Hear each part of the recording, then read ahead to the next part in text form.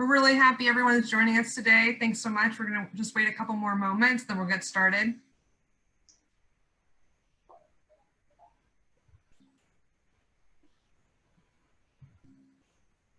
Okay, well, good afternoon and welcome everyone. My name is Kirsten and I'm the Director of Development for Elizabeth Dole Foundation. We are so happy that you're joining us, and we're just going to take a couple moments to cover some logistics before we get started. Due to the number of attendees we have joining us today, we've muted everyone's line to minimize background noise, but we would still like to hear your questions. So if you are joining through the video chat, you can submit your questions using the Q&A box located in the Zoom control panel. And if you're joining through the phone, you can email me directly your questions at kirsten@elizabethdolefoundation.org. That's KIRSTEN @elizabethdolefoundation.org. We set aside a little bit of time at the end of the call to answer them. And before we get started officially, I want to mention to everyone that this is a recorded broadcast. So without further ado, please join me in welcoming Steve Schwab, CEO of Elizabeth Dole Foundation, to get us started. Steve, take it away. Thanks, Kirsten, and thank you again to everyone for joining us today. Y'all actually forced me to shower and get dressed, which is a big accomplishment during these interesting times. So I feel like we're making progress on all kinds of fronts. We have an exciting lineup for this call, which will begin with Senator Dole and later include a discussion with Lara Garey, a Dole Caregiver Fellow from Texas, and Ryan Phillippe, an incredible ambassador for our Hidden Heroes. I'd love to have our special guests introduce themselves and say a quick word of welcome. Lara, why don't you start us off?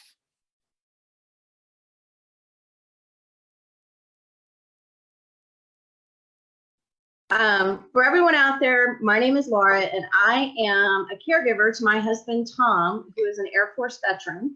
I am also an Elizabeth Dole Fellow from the state of Texas. I'm in Austin. And for those of you that don't know, my husband has ALS. ALS is actually a service-connected disease. ALS impacts veterans at a higher rate than civilians. Tom was diagnosed 4 years ago. And as of last year, he had to make that decision to get on a trait if he wanted to prolong his life. And so we have a young son, and that's what he did. So for the last year, we've been kind of living an ALS life as a trach and ventilator dependent patient. Thanks, Lara. It means so much to us that you took time today to be with us.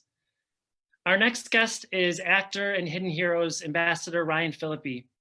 In addition to being an incredibly accomplished actor, Ryan is an amazing human being, and he's dedicated to supporting a lot of military and veteran causes.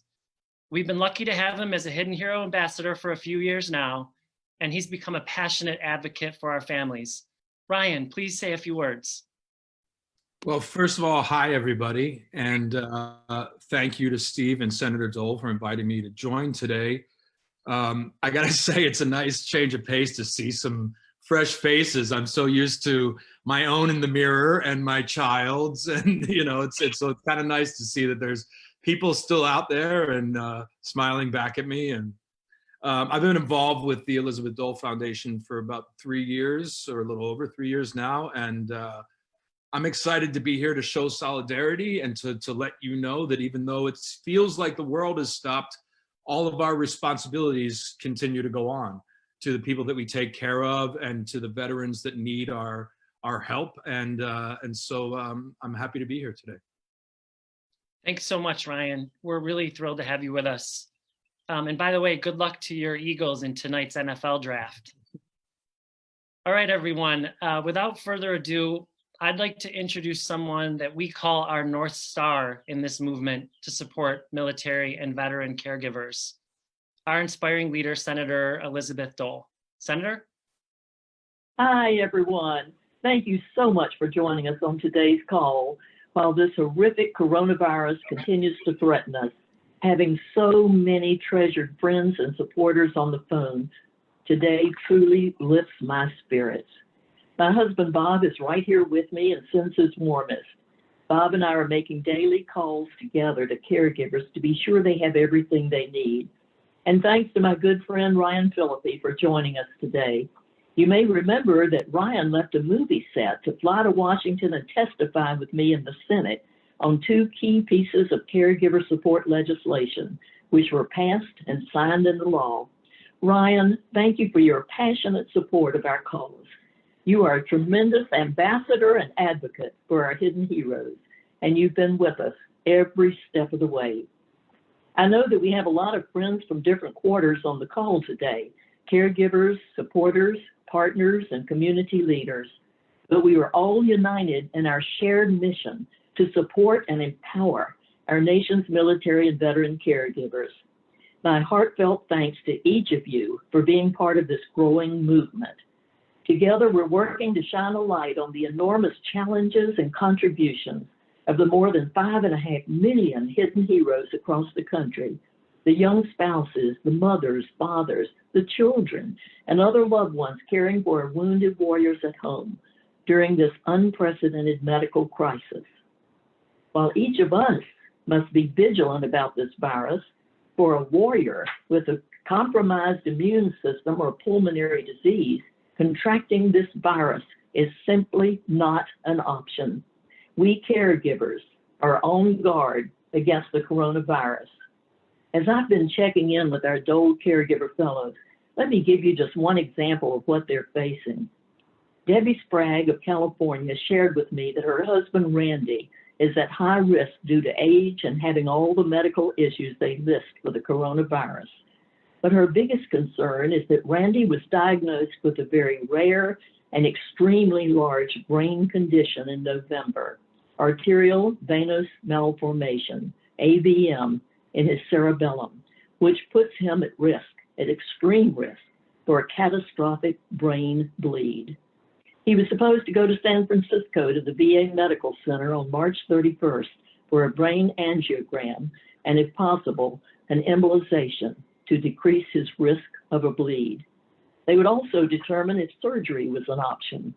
Unfortunately, even though this was considered a critical appointment, it was canceled a few days before because of the high risk of coronavirus in the San Francisco area. My friends, this is the reality our caregivers are facing. On a normal day, they face seemingly insurmountable challenges. But right now, they and their veterans are among the most vulnerable groups of Americans who need our support. We're hearing from our community that due to the coronavirus, our caregivers are facing ever greater caregiving and household responsibilities. We're hearing that their warriors are struggling with even greater mental health challenges and with more severe isolation. We know that caregivers are having difficulty accessing the medical supplies and personal protective equipment that they use each and every day to provide basic care for their service member or veteran. Some caregivers have had to give up their jobs so that they wouldn't risk getting the virus and then passing it on to their high-risk wounded warrior. Thus, they're experiencing financial difficulties. Our foundation is in regular communication with our hidden heroes, and we've expanded our programs to assist them at this critical time. And let me assure you, we are taking this crisis very, very seriously. In just a moment, I'm going to call on our CEO to tell you a bit more about our recent response efforts and our plans for the future. But before I do, let me once again offer my heartfelt thanks to each of you. To the caregivers who I call my extended family, thank you for everything that you're doing every day to care for our wounded, ill, and disabled veterans and service members. You are the glue holding your families together, and I am constantly inspired by your strength and resilience. To our supporters, I want you to know how much your support means. I know it's a challenging time, but if you're able, I hope that you'll again support these hidden heroes who are now also dealing with coronavirus. I can tell you without a doubt, you're making a real difference at this moment and every day. I've witnessed a great deal over my 50-year public service career, and one thing I can say without hesitation is that the American spirit will persevere. We promise we're going to beat this together. So thank you so much for joining us today. My friends, I'm blessed with an exceptional team of coworkers led by my foundation CEO, Steve Schwab, who, by the way, is doing a tremendous job. Steve, I'll turn it over to you now. Thanks so much, Senator. We are really blessed to have you inspiring us each and every day on this mission. And ladies and gentlemen, she does it day in and day out as a volunteer. We are thrilled to be joined by so many members of the Foundation family today. The rich diversity of our family and the passion we all have for serving our hidden heroes is what distinguishes us as an organization. Each of you distinguishes us through your support, and we are so deeply appreciative of your commitment to our mission. My friends, we are in the midst of a worldwide crisis that is affecting virtually every part of our life. Every single one of us has been impacted. Our lives have changed. The world has changed. And sadly, the lives of millions of military families have been turned upside down. Every single day, we are witnessing the heroic efforts of doctors, nurses, and frontline hospital staff who are selflessly responding to our nation's COVID-19 crisis. To our friends and colleagues from the VA on the call with us today, thank you. Your response has been swift and exemplary, and we will continue to partner with you every step of the way. The tireless efforts and quiet bravery of our healthcare workers is a testament to the American spirit, and it gives me hope that we will get through this together. I know we will. I'd like to talk today about another hero we're not seeing in the news. We call them our nation's hidden heroes, as Senator said, and they are responding too. On a normal day, before this pandemic hit, our nation's military and veteran caregivers were struggling to provide care and support at home for millions of our nation's wounded, ill, and injured service members and veterans. Today, their needs are more urgent than ever. As the magnitude of the COVID-19 crisis became clear, we knew it couldn't be business as usual at the Foundation. Wounded, ill, and injured service members and veterans are among the most vulnerable populations at risk for coronavirus. We had to rethink our work and realign our mission and programs. And thanks to the support of many of you on this phone and the incredible staff I work with every day, we are responding. In just a moment, we're going to hear from Lara about how she and her warrior Tom have been impacted. But first, I'd like to share with you an overview of how this crisis is changing what we're doing at the Foundation. We were the first organization to swiftly survey our population as soon as the crisis broke out. The response was overwhelming, and the early data we gathered allowed us to methodically assess the needs across our community. The headlines are sobering. We heard from caregivers that they are dealing with serious and urgent issues. They are worried about keeping their families safe and healthy. They're frightened about getting sick themselves. And their network of on-the-ground support has totally disappeared. In many ways, they're on their own. Let me run through some of the priorities that have emerged from our surveys. Caregivers rely on delivery services for critical medical supplies and groceries. As Senator Dole mentioned, during this pandemic, supply deliveries have dried up, and getting food and household items has become a huge challenge. Caregivers can't risk leaving the house for fears of bringing an infection back into the household. And because most communities do not prioritize the needs of this vulnerable population, they do not have access to priority delivery windows or early shopping times, something that we are working on. Supplies and personal protective equipment themselves are virtually impossible to find.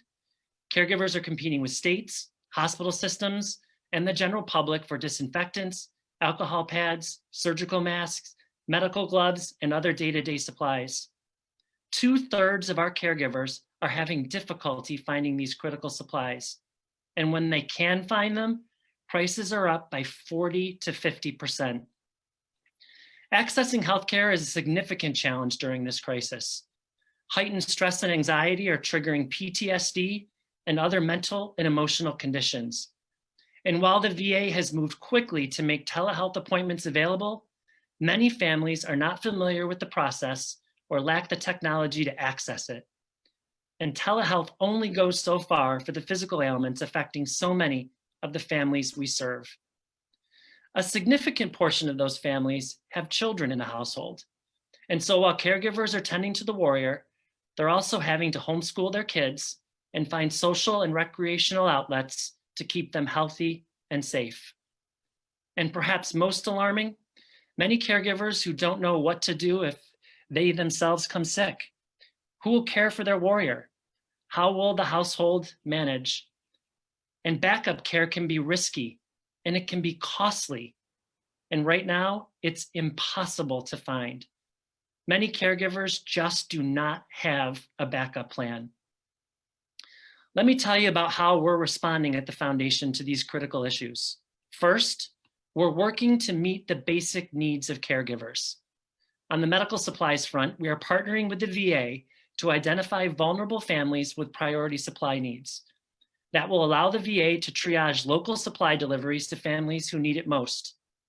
We are also exploring partnerships with medical supply and logistics companies that can address the acute needs of the families we serve. We quickly designed and launched a new online series with the VA and our great partners at Phillippe, focusing on teaching veterans, caregivers, and families how to access healthcare right now. Last week, in our inaugural webinar, we spoke to a sold-out crowd of 4,000 live, with 10 million plus receiving the hour-long session on accessing telehealth via email afterwards. Our next session will be focused on the acute needs of mental health for veteran families and caregivers. We've also put the pedal to the metal on our campaign for inclusive care, supported by USAA, where we're teaching VA doctors, nurses, and social workers how to engage and include caregivers in their veterans healthcare team from day one. Yesterday, we held the first of numerous virtual training sessions. They were supposed to be in person, now they're virtual, with VA physicians, and we had hundreds sign on, eager to learn, engage with caregivers, and certify themselves in inclusive care. We were blown away by the response and attendance. We've reorganized our staff resources to be focused on supporting the family and social support needs of our caregivers. We're organizing virtual talent shows, trivia nights, and other family events, lifting the spirits of our families while providing a valuable mental and emotional health outlet for caregivers and their veterans. And who knows, I may even debut the karaoke rendition of Footloose that I'm really, really good at the next talent show. So make sure you tune in. We're also really concerned about the financial health of our caregivers, having heard from many of them that they're now unemployed and in dire financial need. We're actively referring those critical financial needs to amazing partners at Wounded Warrior Project, Disabled Veterans of America, and Independence Fund, who are offering valuable financial support to our veterans. We're also exploring how we can offer focused financial support to caregivers themselves. And we are hard at work with our partners at Prudential to introduce valuable financial planning tools for our families in the months ahead. Next, we're strengthening our communities of support. We've realigned the staff to offer more support to our online community, one of the most critical programs we offer right now. We're seeing the highest rates of participation, engagement, and demand during this pandemic, a 90% increase, in fact, which is gigantic. This peer network is led by caregivers and provides an invaluable outlet for caregivers across the country facing urgent issues while in isolation. We provide information, intervention, and support 24/7. Generous support from Wounded Warrior Project has also enabled us to launch a new Caregiver Connection series on our online community called C3, where we're holding live programs several a week addressing caregivers' most urgent needs. Just yesterday, we held a really informative session on all the changes taking place at the VA in its caregiver program. Finally, we're developing and disseminating accurate and timely communications. I think all of us are experiencing information overload as we endure this crisis. Caregivers and veterans need accurate, timely information that is specific to their unique circumstances. We've created a dedicated COVID-19 resource hub on our website at hiddenheroes.org that houses fact sheets, breaking news, and resources tailored for the veteran and caregiver community, and our engagement rates are through the roof. We've also created a special section where caregivers, service members, and veterans can ask questions any time of the day on any subject related to their needs, and our staff seeks out the answers and the information that they need within a 24-hour window. Of course, our regular work and core mission has not stopped due to this pandemic.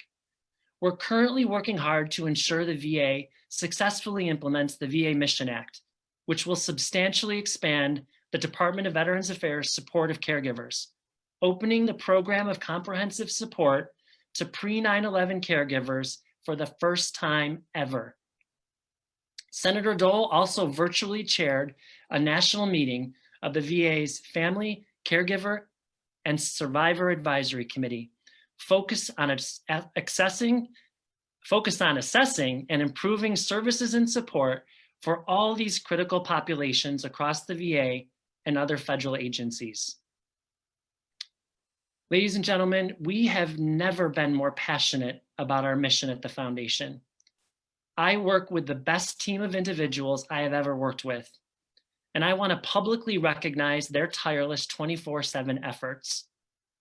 Those efforts will continue with your support and partnership. We will deliver for our hidden heroes. We will get through this together.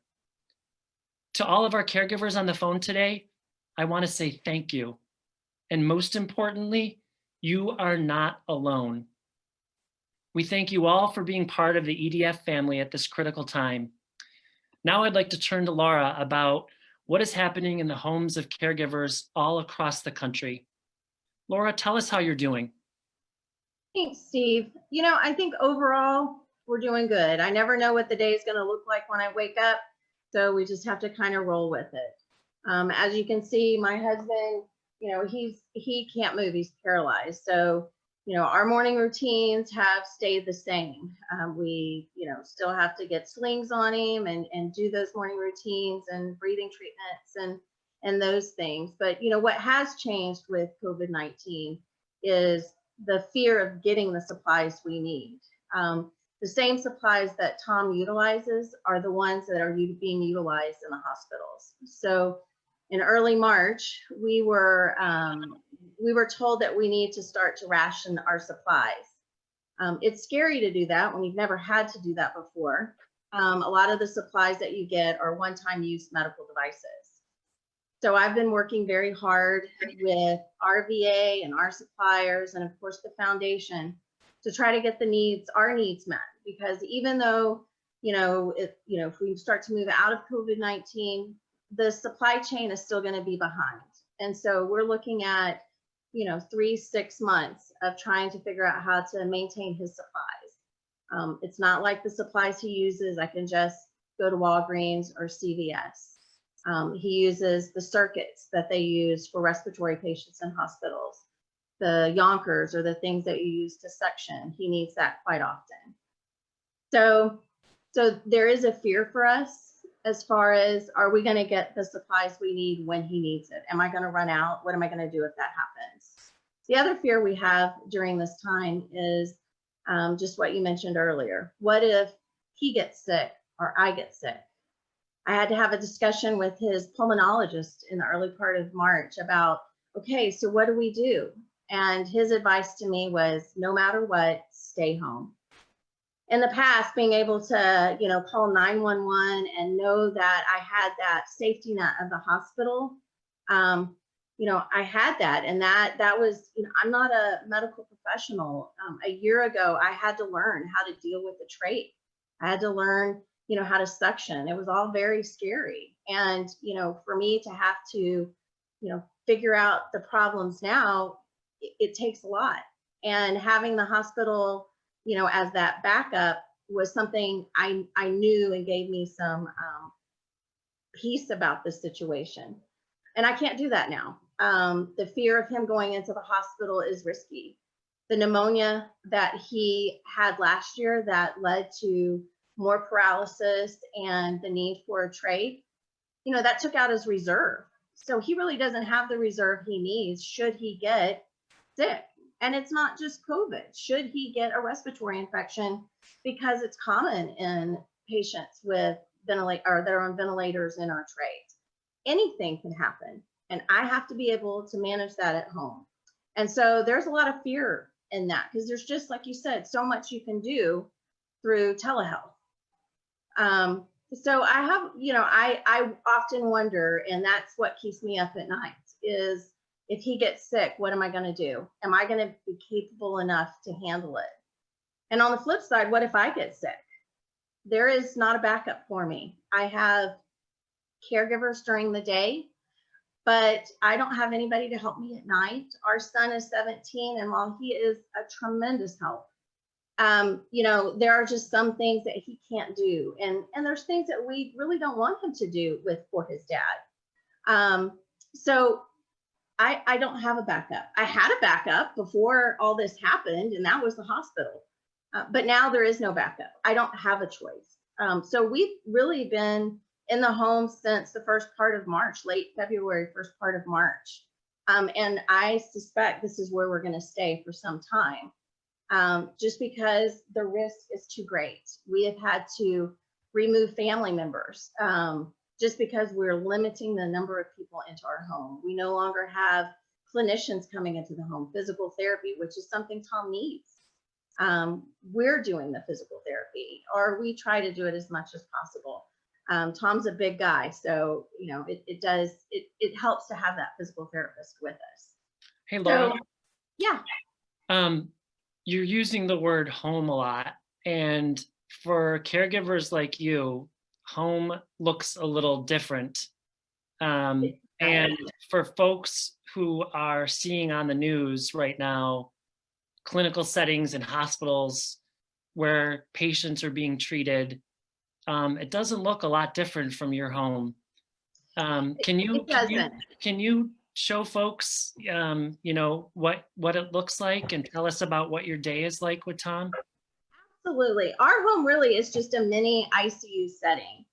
So we actually have ventilators in our home, suction machines,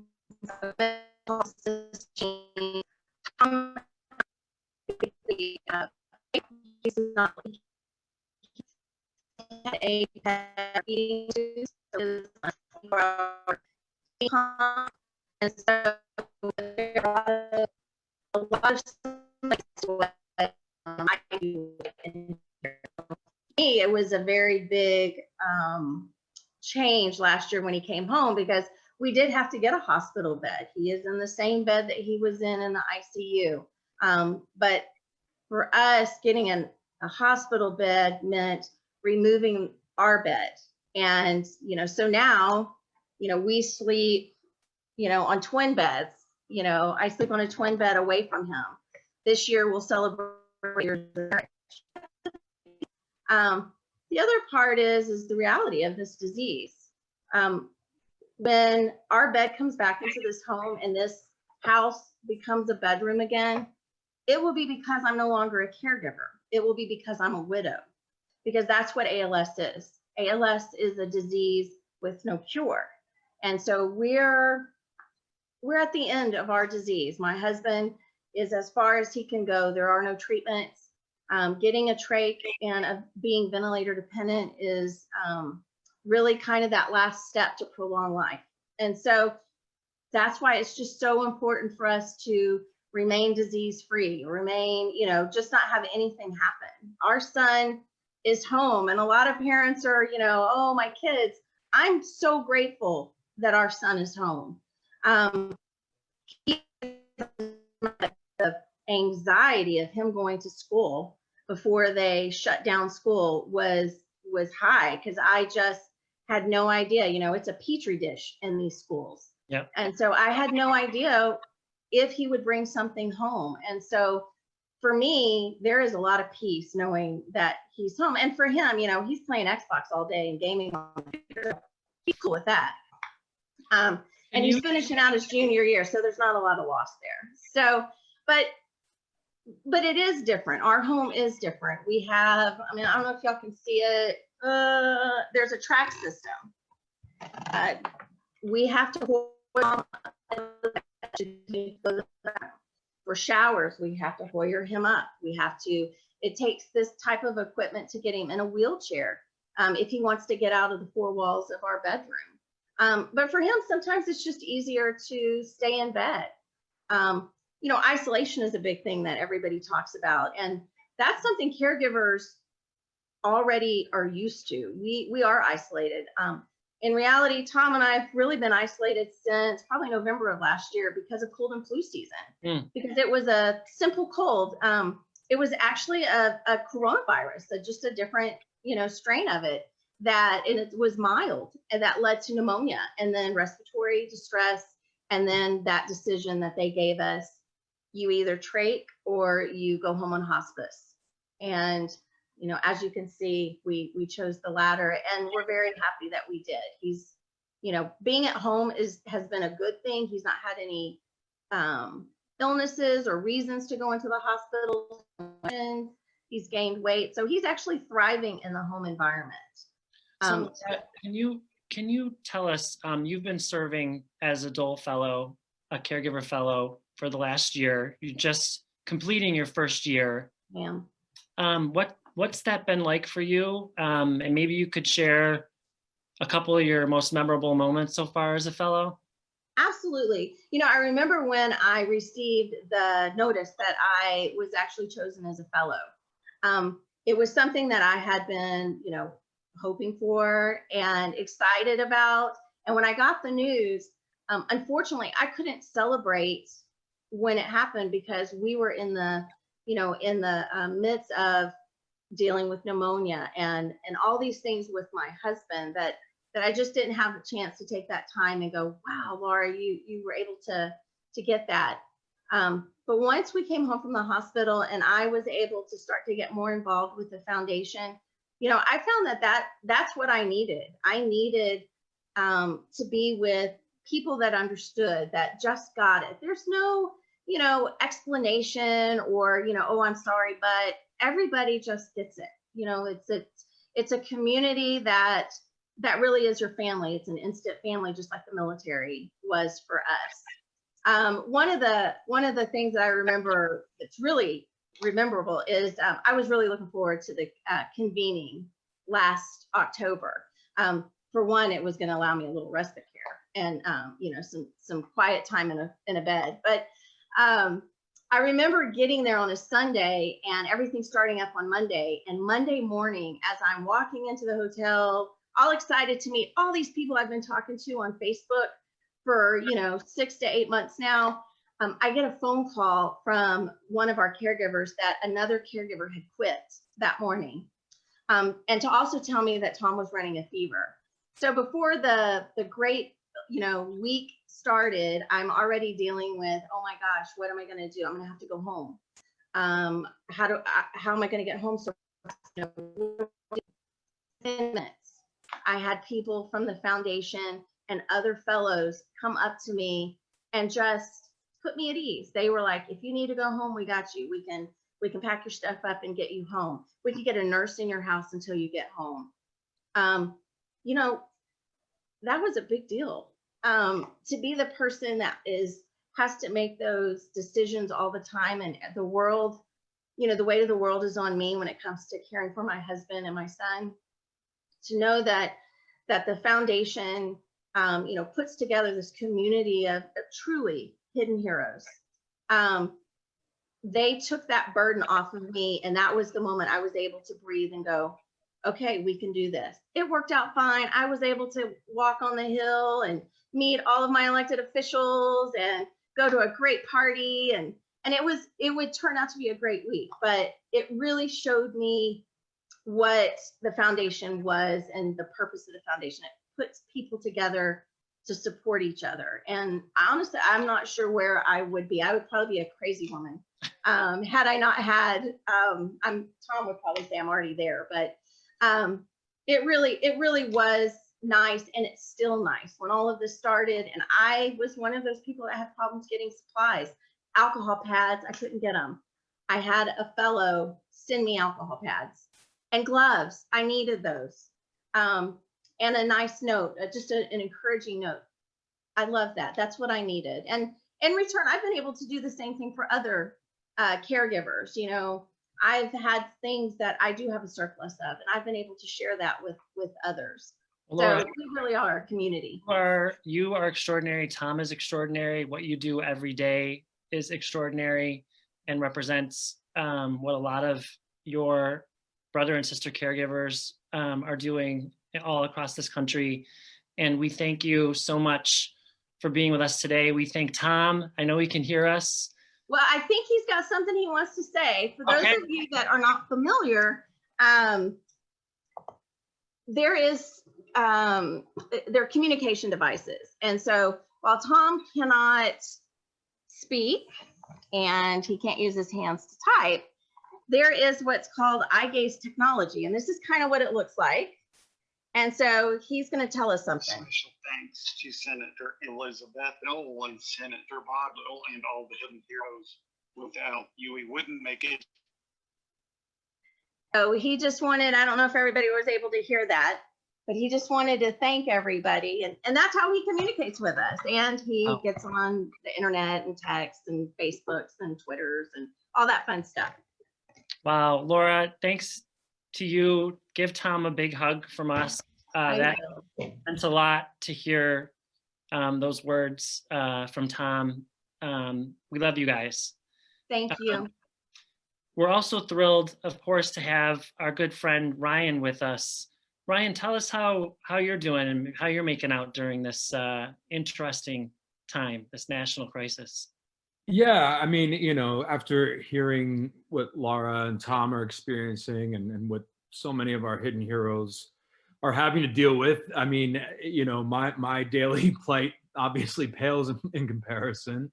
But I think what you do in times of crisis is you try to focus on what you can control, as so much of our lives feel out of control, you know. So I think about keeping your mind active and your body active and being a father of teenagers. And, you know, I think I'm lucky sometimes to have to focus on him, to cook for him, to clean for him, to kind of keep activities fresh. But I think that's really what it comes down to, is just, you know, focusing on what you have control over, which is your own welfare, the welfare of those you love. And I think that's the great challenge being put to so many of our hidden heroes today. It's like, you know, under these circumstances and the complications that come with an outside pandemic, and how do you continue to care and to provide the correct support and so I think I'm just blown away hearing Lara talk, and I just want to send best regards to Tom and her, and to all the other 5.5 million military caregivers out there who are struggling with the same issues, and who are my heroes in a lot of ways.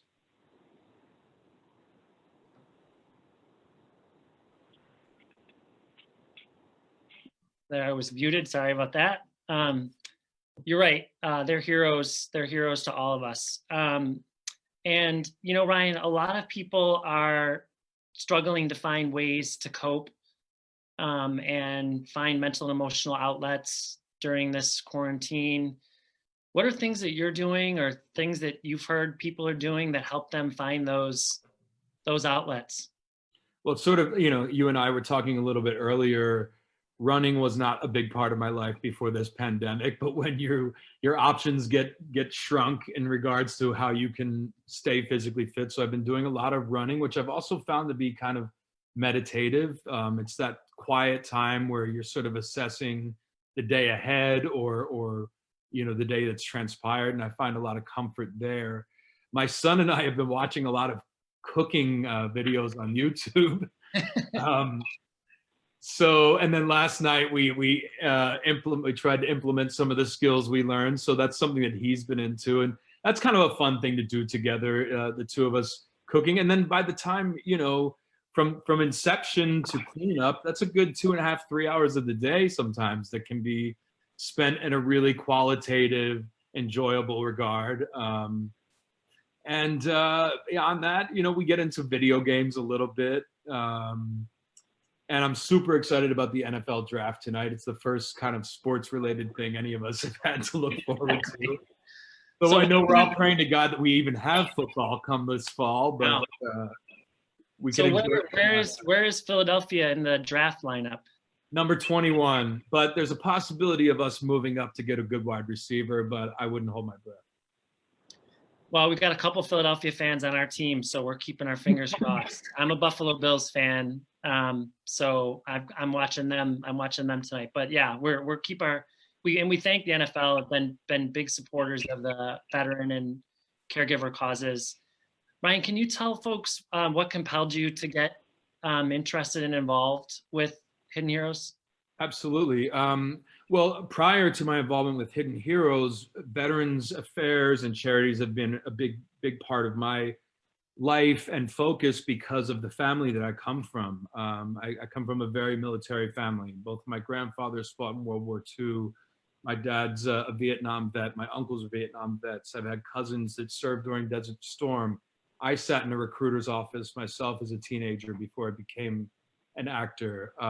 And so once I got to a place in my career where I had some semblance of a platform or where I could bring attention to issues that mattered to me and that matter to all Americans, whether or not they're even aware of our organization or our group of people. I mean, and so, you know, in fact, it was brought up earlier, and Senator Dole brought up when she was speaking, getting to be on the floor of Congress in 2017 alongside her and to testify on behalf of our Hidden Heroes and our military caregivers was truly a highlight of my life. I mean, it's, you know, I came from humble beginnings, lower middle class family on the East Coast, and you know, I admired my grandfather, who was awarded a Bronze Star for his service in World War II, was my hero growing up. And so then, you know, to fast forward a couple decades later, and I'm getting to testify on behalf of those who have been willing to make the ultimate sacrifice, and to also testify on behalf of those who take care of our heroes that come back with various mental and physical issues. I mean, it really, for all the things I've gotten to be a part of, that is one of the most special, and I'm so thankful for it, and I hope to be able to do even more and be in situations like that for the rest of my life to help get the right attention and consideration paid to the men and women in the military and their caregivers. Well, Ryan, your track record on legislation is 2 for 2, because the two pieces of legislation that you and Senator were advocating for both passed.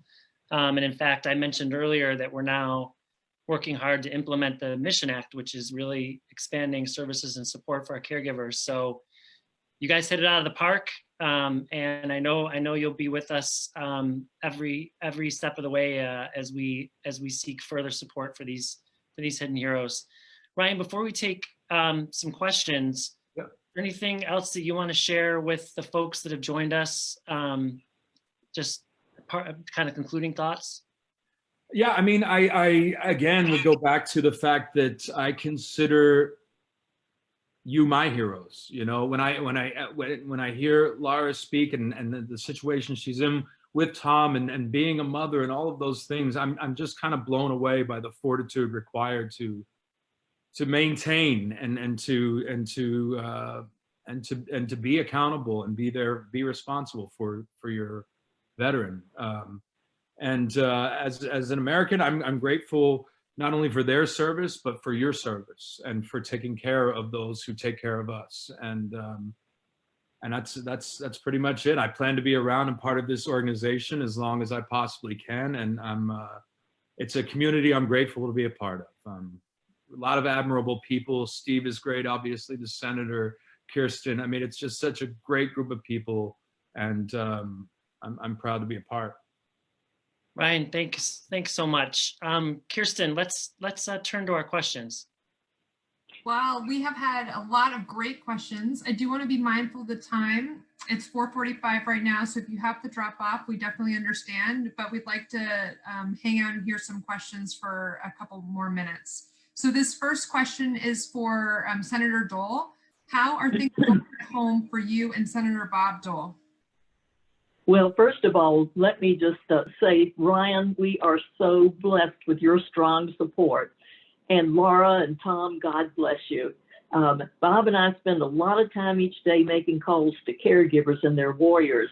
And Lara, we're going to be calling you and Tom a little later this afternoon. Thank you both so very much. Bob is also among the most vulnerable. He'll be 97 years old on July 22nd. And I was really deeply concerned when he recently had to go to Walter Reed. Thank goodness he met no other patients while he was up there. He saw only one doctor and he was home by night, so he was pretty isolated. But, you know, it was a great concern to me that he was going into the hospital environment at this time when he's so vulnerable. I have to tell you, Bob and I are yearning for warm weather when we can expand our territory and enjoy our patio with Leader and Blazer, our miniature schnauzers. And we enjoy listening to music, especially romantic numbers. We do this a lot. Last night, for example, we were listening to The Way You Look Tonight. And Bob suddenly said, well, maybe not tonight. So yes, Leader Blazer and I are all pretty shaggy at this point. Oh, well, Bob's always been funny, so that's wonderful to hear. Keeping up the spirits. This question is for Steve, and we've gotten this from a couple of folks on the call. I'm a caregiver. How can I learn more about the formal VA support for caregivers? That's a great question, and thanks for asking. First, for any caregiver who is on the phone that is not registered with our online community, I suggest you go to hiddenheroes.org and sign up for the HHCC. That online community will address this question and any other question that you might have. We just did a fantastic webinar yesterday that is you can download right on that site that'll walk you through all the ins and outs of the caregiver program. There's some eligibility criteria that caregivers need to meet to receive the program of comprehensive assistance, which includes a stipend and training and respite care. But the VA has really holistic, comprehensive support even beyond that formal program. So come into our community and we'll guide you toward all kinds of resources that'll help you out. Thank you so much. And this question is for Lara. So as a caregiver, I know in this moment I should prioritize self-care, but how? What are your self-care tactics and recommendations?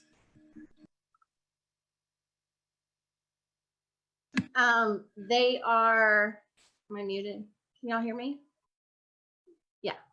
So right now it's just being able to steal 20, 30 minutes away just to kind of take my breath or, you know, catch my breath. And that can include things like getting a shower every couple of days. Right now, my most favorite thing is we are in Texas. The weather's beautiful here. So I hang out in a hammock and just kind of swing and hope. We have 2 big German Shepherds and hope they don't, you know, knock me around and try to jump in it. But, you know, just getting a few minutes to myself has been really important. And I think that's what's kind of keeping me going. I love hammocking. It's one of my favorite activities as well. It's wonderful. This is actually a comment for Ryan, which we had from a man who is a 2-time Iraq veteran, and he said he just wanted to thank you so much for everything you do, for your work here with the foundation and for your outreach to veterans. He just really appreciates it. I appreciate the kind words. Yeah, so thank you. And then we had a more of a silly question, which is, or off topic, I guess, but everyone on the call would like to know, what is your favorite acting role that you've had? Ooh, you know, you get asked this a lot, and you know, it's really contextual often, like the response to that. But what I really ultimately come back to most times is getting to do the movie Flags of Our Fathers with Clint Eastwood, which was about the Marines who raised the flag on Iwo Jima. I think when I was a little boy, it was really a dream of mine to do a big war film at some point and to honor especially the men and women of that generation, the greatest generation. Again, like I mentioned, my grandfather. So I got to make this World War II film directed by Clint Eastwood and produced by Steven Spielberg. And it was, as an experience, it was just incredible. We shot in Iceland. We were in Iceland is where we did like the beach landing and a lot of the war scenes. Then we also shot in Chicago. We were in LA. So it was a really wide ranging experience, and getting to show up every day and work with Eastwood was pretty special. It really was. That sounds amazing. And the product that came out of that work was also just fantastic. So yeah, thank you so much for that. And then this question is for Steve. What can I do to make a difference? Wow, well, that's a really important question. You can make a difference by supporting organizations like the Elizabeth Dole Foundation, organizations in your community that are making a difference for vulnerable populations. We work with, countless organizations that are doing the frontline work to support veterans and caregivers.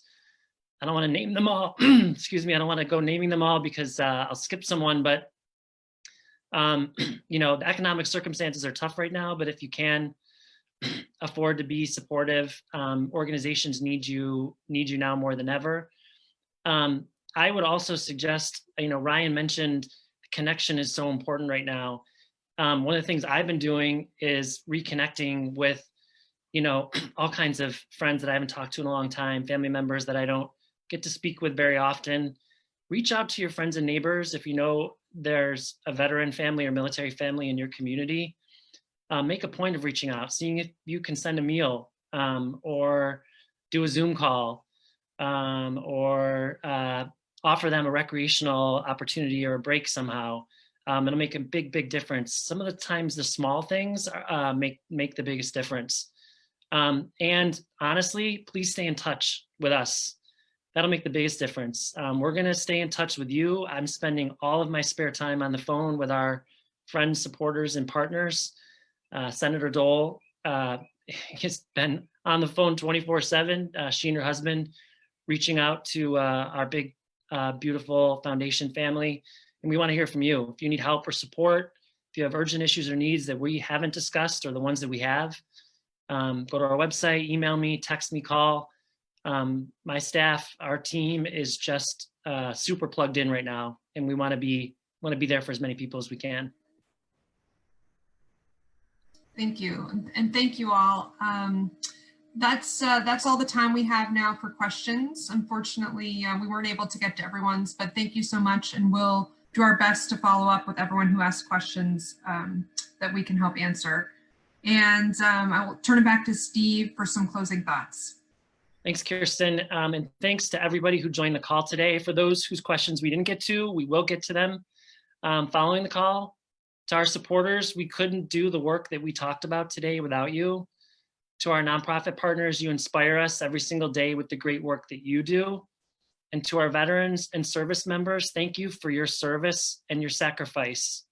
And then, of course, especially to our caregivers, thank you for the life-changing work that you're doing to take care of your warriors. Lara, you're incredible.